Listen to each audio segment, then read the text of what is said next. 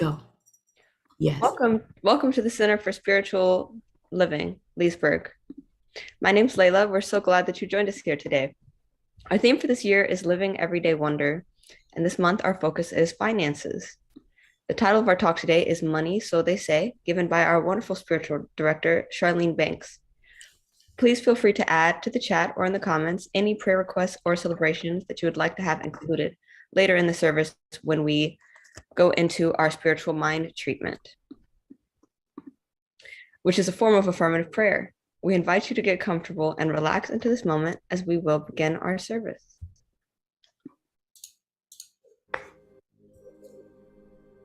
Please join us as we create our sacred space. We set our intentions of deepening into our awareness and practice of our 5 pillars of spiritual living by lighting this candle in our virtual world. Our first pillar is sacred study, represented by the divine quality of truth. We use this pillar to recognize the importance of an open mind and the power of our minds. The second pillar is affirmative prayer, represented by the divine quality power. This pillar honors the power of prayer in our daily lives. Our third pillar is meditation and the divine quality of peace. This pillar reminds us of the importance of meditation and the peace we feel when we quiet our minds. The fourth pillar is circulation and the divine quality of life. We know that the great law of circulation works in our lives. As we give, so shall we receive. And the fifth pillar is sacred service and the divine quality of love. This pillar affirms our call to be of service to our world as we see through the eyes of love. Let us close our eyes as we bless this sacred space and our time together. As we weave each of these pillars of spiritual living into our service today, may they deepen our own spiritual practices of study, prayer, meditation, circulation, and service, expanding our minds and our hearts to the 5 divine qualities of truth, power, peace, life, and love. We also bless everyone who made our service possible today and everyone in attendance. May the energy of love that is generated here bless everyone abundantly, and so it is.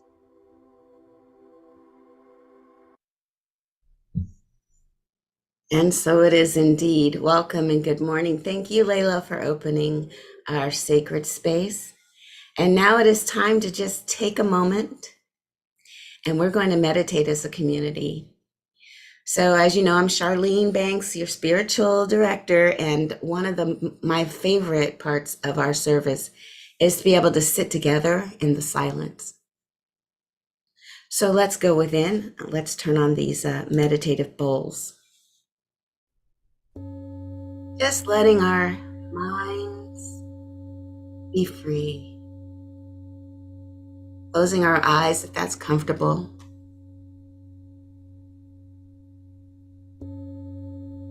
Sitting with an erect spine in alignment from our head all the way to where our body meets our perch. Wherever we're perched upon, the couch, the chair, the bed. And we turn our attention within.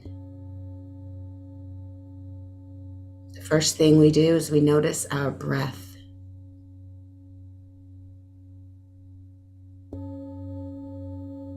Breathing in, allowing the air to fill our diaphragm.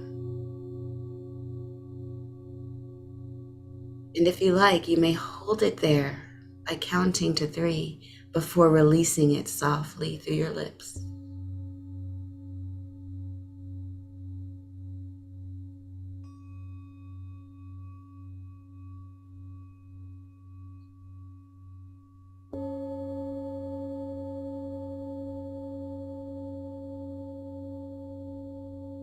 Slowly breathing in through the nostrils. Hold. Exhale. Notice how everything slows down.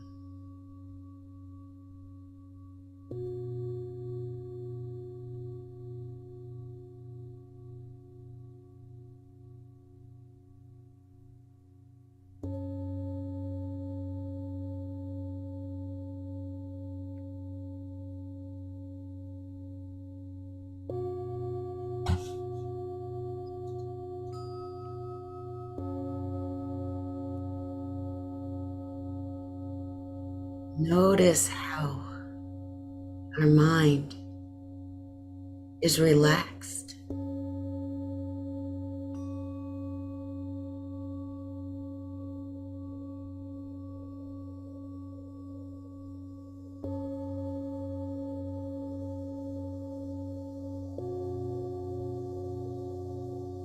We are getting in touch with the innermost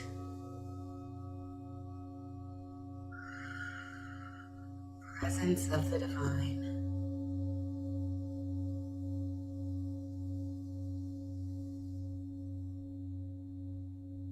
The sacred space of the Most High.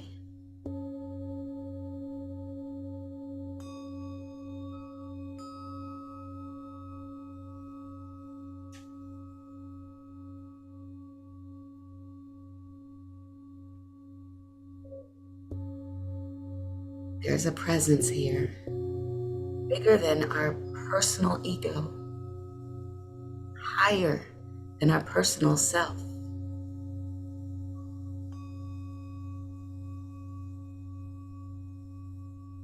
Do you feel it?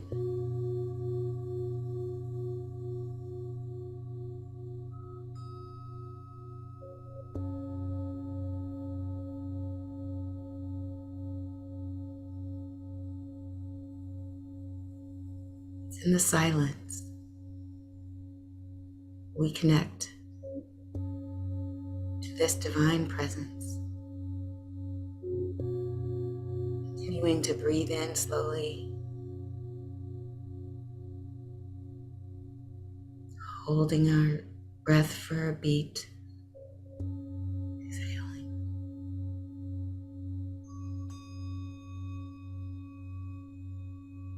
For this is the divine ebb and flow of the life force.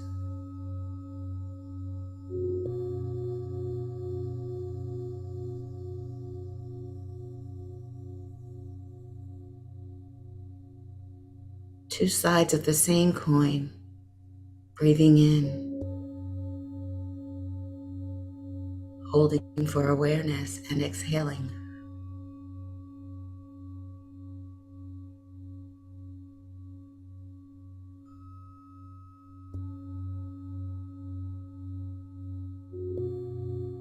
This activity is ongoing, whether we are connected to the awareness to it or not. We're aware of our breath in this moment. Yet it is always with us in every moment, whether we're aware of it or not. And so too is the divine. It is right here, even nearer to us than our very breath, closer than our hands and feet. Be still and know that I am God, says the divine.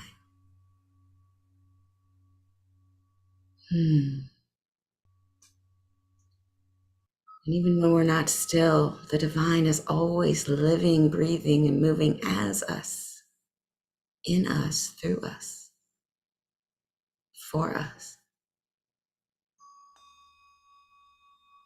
All of our needs are met right here and right now.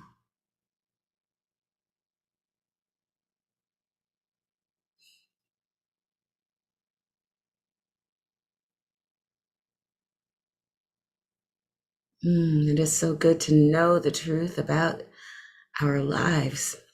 It is so good to take a moment and connect with that divine that lives and breathes and is us, as us, through us. And so as we bring our awareness back into the present moment, in the room in which we sit, we wiggle our fingers and toes, activating our external awareness again, slowly opening our eyes as we become newly appreciative of that which is around us. This life is for us. And let's hear from Leah.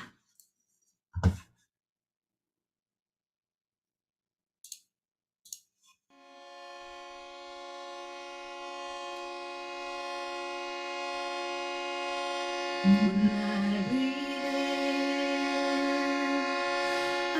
breathe in peace. When I breathe out, I breathe out love. When I breathe in, I breathe in peace. When I breathe out, I breathe out love. When I breathe in, I breathe in peace.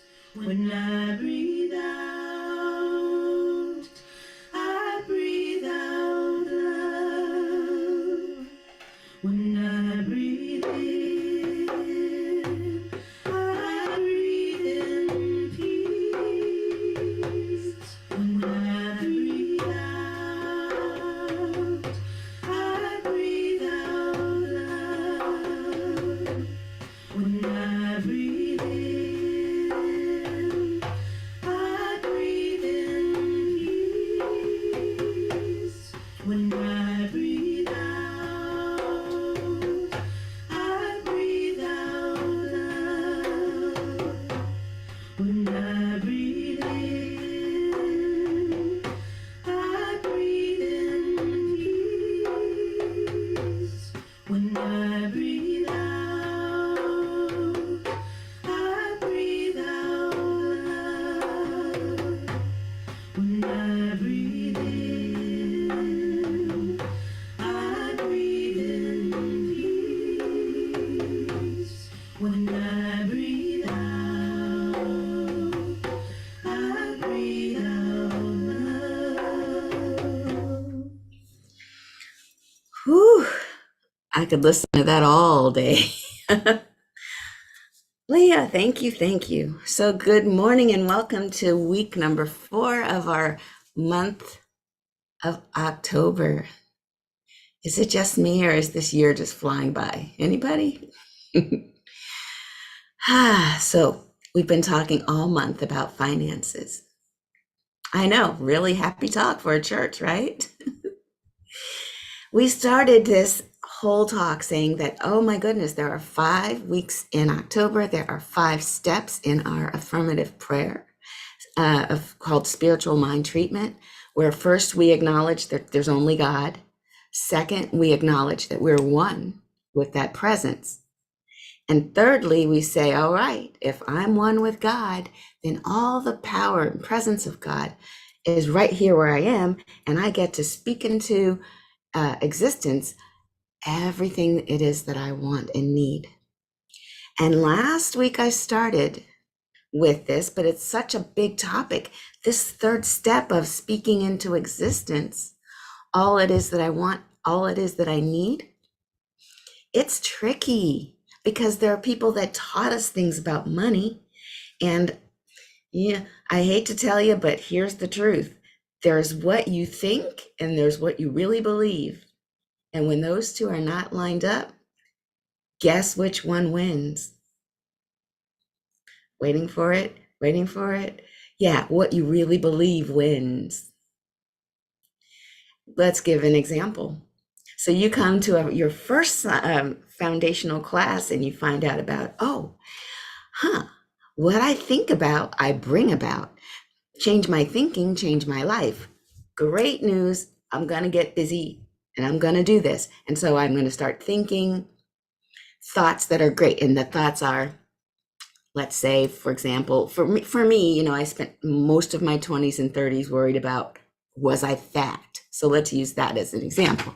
So I would go in and say, oh, I am healthy and thin, but if my real internal belief is no, I'm not, I'm unhealthy and I'm super fat, guess which one wins? I could say what I want to say, but my internal belief system says, yeah, right, ha, ha, ha.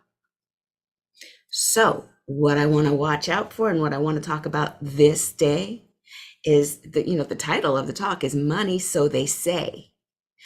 A lot of times, if we do not examine what we really believe, we're going to be bringing about all of our internal beliefs. Those will be more prevalent in our world of manifestation than what it is we think, right? We don't think we have beliefs.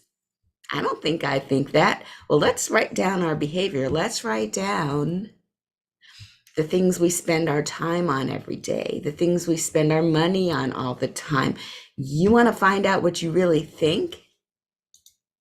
Then look at your habits. Look at your priorities. Another example from foundations class, I want to say it was 1995. Yes, I was in foundations class, and they asked us to write down our values, all the things we hold dear. And of course, I wrote down things that are high values, like love and friendship and being in integrity, and of course, working out, because what person doesn't hold that? And so I wrote down all these things that I those are my values, my principles. And then they said, all right, for a week, write down everything you do, write down all your big movements, what it is you spend your time on. And then, of course, the next week, we all got together and we compared. Here's what I think I value, and here's what I spend all my time on. Oh my, why are they different? Turns out what you value, it's not what you think you value. So we spend time in those classes pulling up and examining what it is we really believe. Oh, and it's a tough time. It's a tough time to stand in that mirror and look at who you really are. Oh, but it's the best time you'll ever spend. When you find that you've been spending your time out of obligation to people or places or things you don't really care that much about. How about this? Spending money to impress people that you don't even like. What's that about? What's going on? What are we doing? So when we look at how we spend our time, how we spend our money, and we compare that to our lofty ideas of who we are, do they match?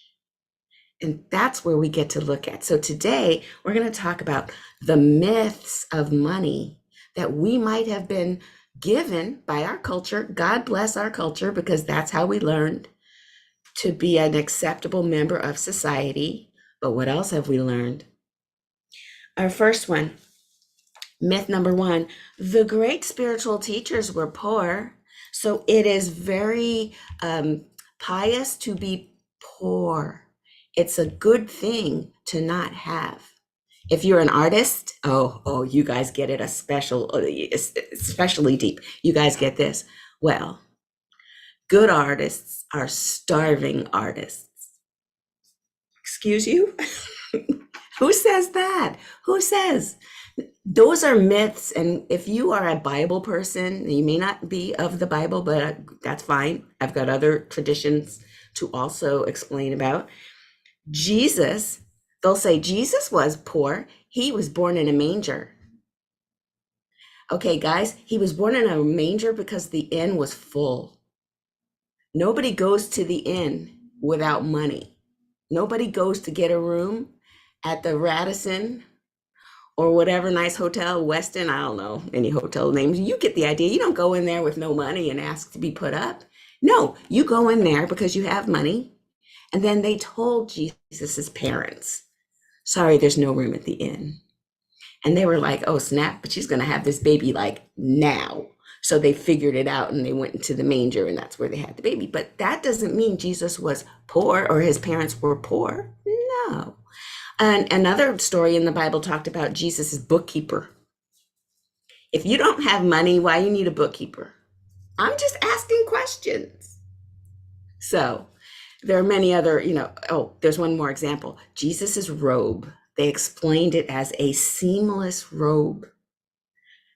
Anybody who sews in the room? Anybody? Raise your hand. Do you sew? Would you agree? It's really hard to create a garment that doesn't have any seams in it. That's a special skill. That's expensive. He wasn't broke, y'all. So next, I have more examples. Let's talk about the Buddha. The Buddha, who, as you know, I don't know if you know this, but in India, the Buddha was raised as a young little boy. He was the child of the ruler of the land, very wealthy. And the Buddha's parents did not want him to see suffering or death or anything negative, even old age. These people went so far as to curate this little boy's experience so that all he saw was abundance, opulence, health, wealth, and well-being. But as children are, he was curious and he figured out a way to climb the walls of the palace and get outside and see the truth, to see how many of us are living. He saw beggars in the street, people with sores that were totally unhealthy. He saw death, he saw dying, and he was devastated. And so that began Buddha's path to find, why must we suffer? And I kind of appreciate the way that his story turns out, because if his parents had not curated his experience to only have him appreciate the highest and the best, he would not have had such contrast between that and the typical human experience. And so it became his life's work to help people transcend suffering.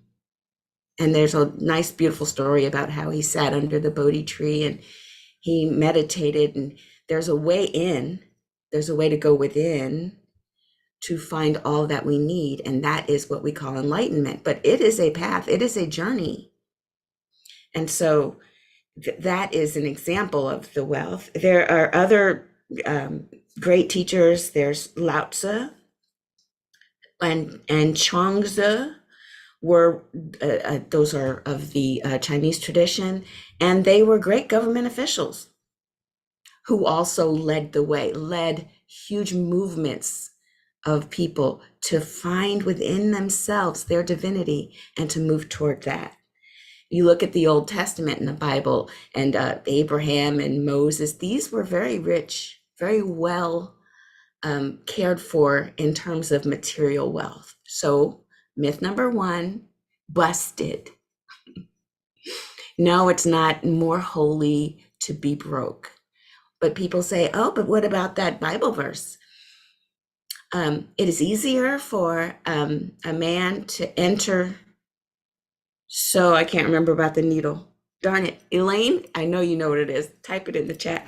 It is harder for a rich man to enter into the eye of a needle. Anyway, it gives you the idea of a really rich guy with all his stuff trying to get through a little teeny little hole. So they were kind of throwing shade on, you can't take a lot of crap with you. Rich people, they care about their stuff. It's harder for them to get into heaven. But the idea about that was loving the stuff more than you love the divine. You can't be servant to stuff. Right? You can't. I mean, you can appreciate it, you can use it, but that's not where we put our umph. We know that the divine is the provider of all, and the stuff is just the vehicles for this life. We don't put that above the divine. Now, myth number two.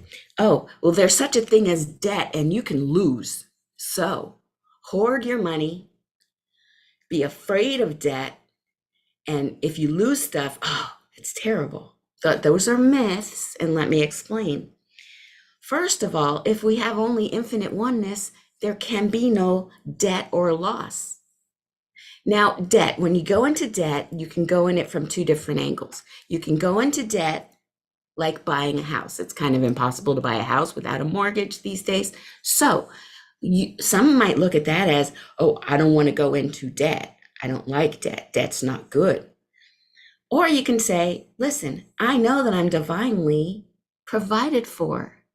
And monthly installments is just the sort of evidence of my faith and my belief that money is always coming to me. I will always be able to provide for this monthly payment. It doesn't have to be something that you're afraid of, that you run from. It is always something that we can say, listen, if I go into this with the right attitude, not, oh, I'm afraid I'll never have the money, so let me just pretend to pay the first payments and then I can figure it out later and, I don't know, ditch the debt if I need to. No. We always go into debt knowing there is enough, and then we move forward accordingly. And what about loss? What about someone who swindles you? Have you been catfished by, I don't know, the Tinder swindler? There's all kinds of stories. That came to me. It's the story of some guy who romanced ladies out of cold, hard cash. Now you ask yourself, could I lose something? And our theory is that nothing is lost in the divine. Nothing is lost because we're all one.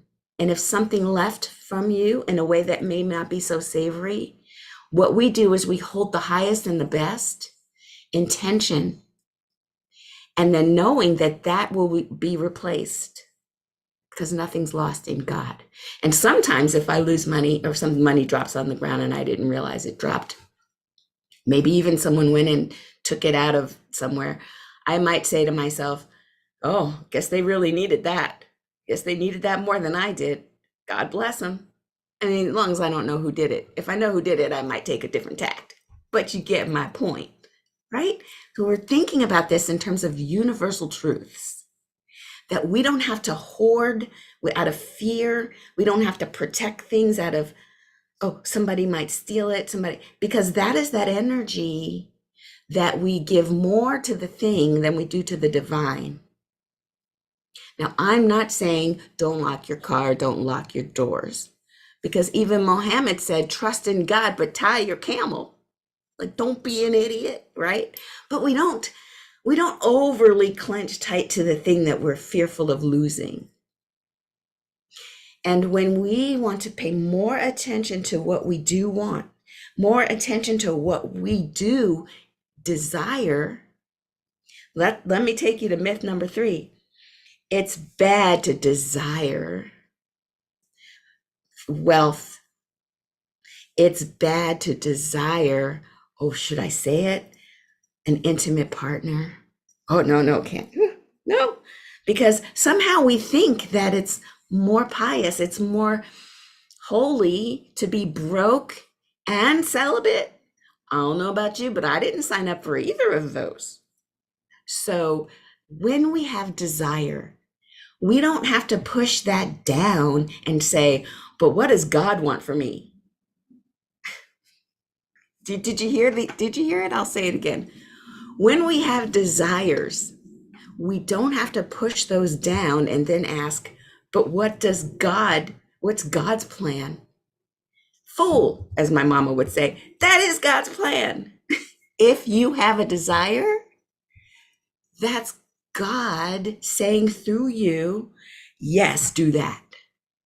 That's you don't like the word God because maybe it's too, okay, I got it. That's the universe trying to create through you. Every deep desire does not mean, oh no, let me compare that to the universe's highest and best for me. I hope it's the same. No, it's got to be the same. It's impossible for it not to be. Here's why. I know. Should I explain it? I feel like it's obvious, but I'll explain it. Let's take an acorn. Chances are the acorn doesn't really want to be a rose bush. See my point?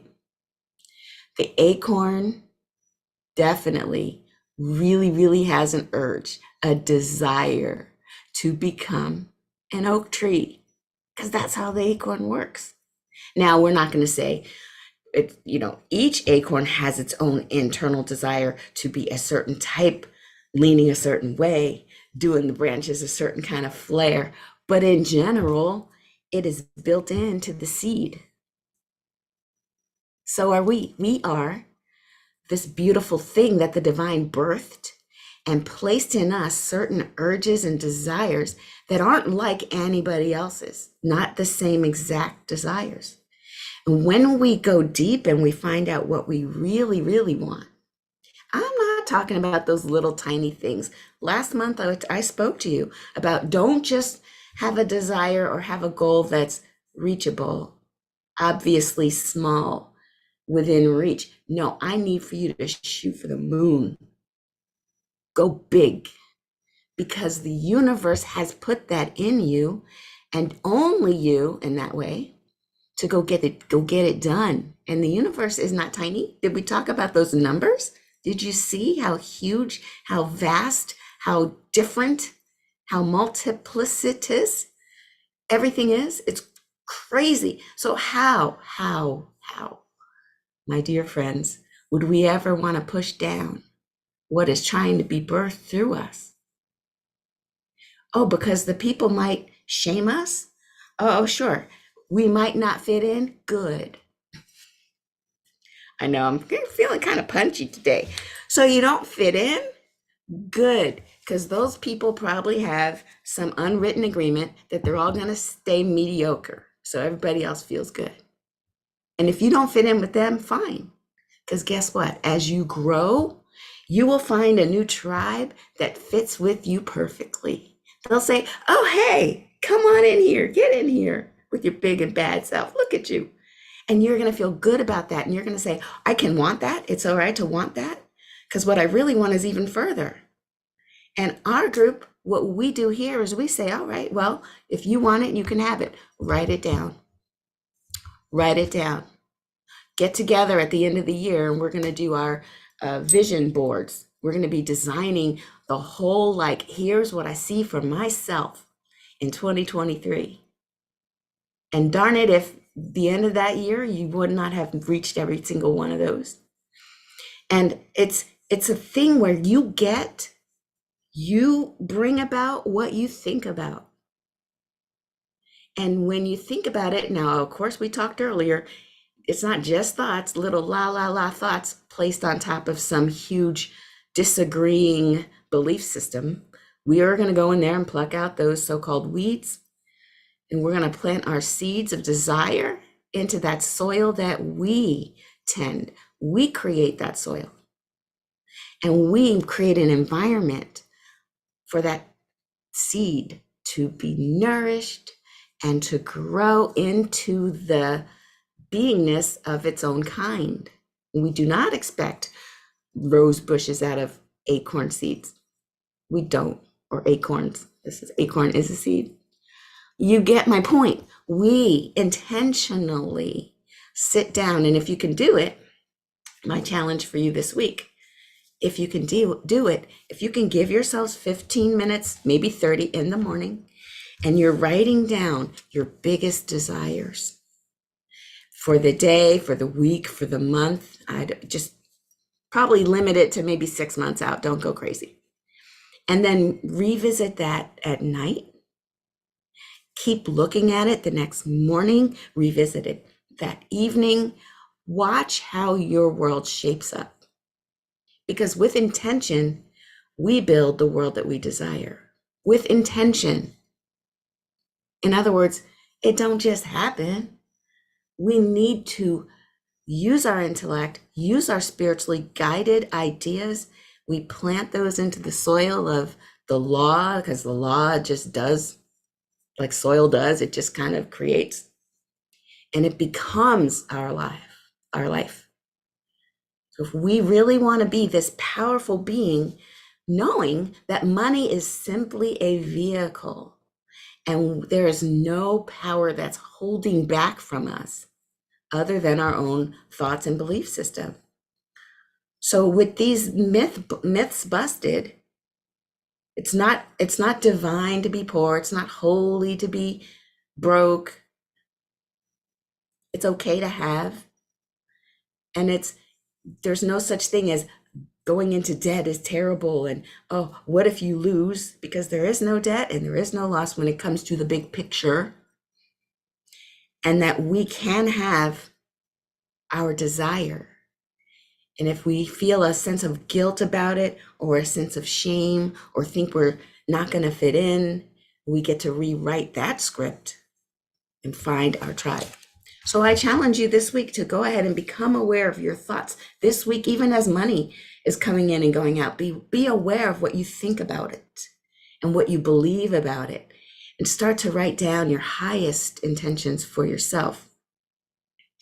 Because even Ernest Holmes says, listen, the thing to do is not to try to unify with people. We're not trying to unify with people.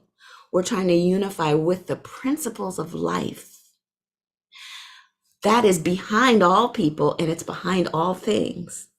This is working from the center of our being and not from the outside in.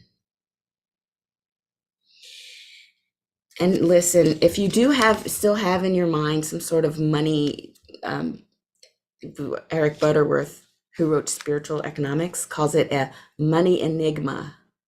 If you have some negative feelings about money, if you've not resolved it, then everything we work for in the rest of our spiritual lives goes quickly the minute you dip into your wallet. Think about that. You're very spiritual, you read the books, you do a lot of prayer. But if we don't solve our money enigma, all of our spirituality goes out the window when we dip into our wallet, because we still have that little oomph to work with. And this is common in churches. A lot of times people don't want to talk about the money. They don't want to deal with money, because we've all seen people who use money wrongly in churches. But it's just a vehicle. It's a tool, and it's currency that we circulate. And it's all good. It's all God, and it's okay to talk about it and to have it. So if you want to go into prayer with me at this moment, we will do our community mind treatment. Let me check the chat to see if any special requests have arisen. I don't see any. Nothing. All right, let's do a generic, wonderful wholeness prayer for our community. So go within. We know that we are so blessed to be together this day. We know that there's only one power, one life, one energy moving in and through and as all of us. One energy multiplied itself as you, as me, as everyone on this planet, every being, every sentient being, dare I say every object. It is permeating itself through all of creation. Everywhere you go, whoop, there's God. Oh, there's God again. And so we are one with it, inseparable from it. And this is our source. The divine is our source. It's not our job. It's not our paycheck. Our source is not the actual currency that flows to us. No, the source is the divine behind that. It is even now formulating ways to deliver us the good that we can't even imagine. There's stuff heading our way right now that's bigger and better than any ideas we had for ourselves. It is freeing to know this. It is awesome to let go of fear, doubt, worry, loss, guilt. It's so awesome to embrace our possibilities and our divine birthright. Our nature is to be abundant and to express all that God is. The divine feminine, the divine masculine, moving through us all. And as we get out of the way, we get our butts out of the way. We don't have to say, but what about? We simply say, thank you. Thank you, divine. for allowing me to be the channel through which you give your good in this way. I am here to be a blessing to everyone I encounter. I'm here to help raise the energy in every room I enter. I am here to be an instrument of the divine. And so I just envision each and every one of us, whoever's in the sound of my voice, within the sound, just knowing that right where you are, God is, it's doing its awesomeness as you, and just let it be. I'm so grateful for the awareness of watching the flow. And I know that we all are raised by this beautiful energy. I simply release my word into the law as simply as I would releasing the seed into the soil. No, I don't have to dig it up to see how it's doing. I know that my word is fruitful and that it comes about because the law always says yes. And it is good and it is done. And so it is. Amen.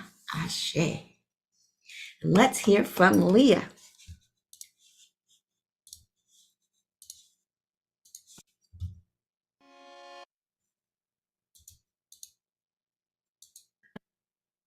When I think of pausing to recognize the cause, I think about as above, so below. Where I place my focus is where I will place my hands, and that will decide what outpictures in my life. And that reminds me of this song that I learned growing up in the Baptist church. When you become familiar, please sing with me. Paul and Silas bound in jail, had no money for to make their bail. Keep your eyes on the prize, hold on. Hold on, hold on. Keep your eyes on the prize, hold on. The only thing that we did wrong was staying in the wilderness too long. Keep your eyes on the prize, hold on. Hold on, hold on, hold on, hold on. Keep your eyes on the prize, hold on. The only thing that we did right was when we began to move towards the light. I'm keeping my eyes on the prize, holding on. Hold on, hold on, hold on, hold on, and keep your eyes on the prize, hold on. I got my hands on freedom's plow. I wouldn't take nothing for my journey now. I'm keeping my hands on the plow. I'm holding on. Hold on, hold on, hold on, hold on, and keep your hands on the plow. Hold on. Keep your hands on the plow. Hold on. Keep your eyes on the prize. Hold on.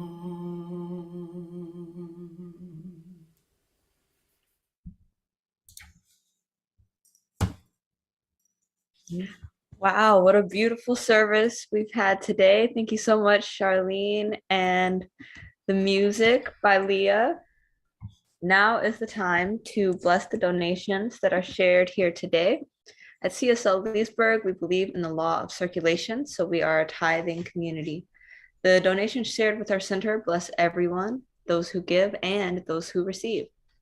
Your donation helps our center, our CSL home organization, as well as organizations that support our vision of helping to create a world that works for everyone.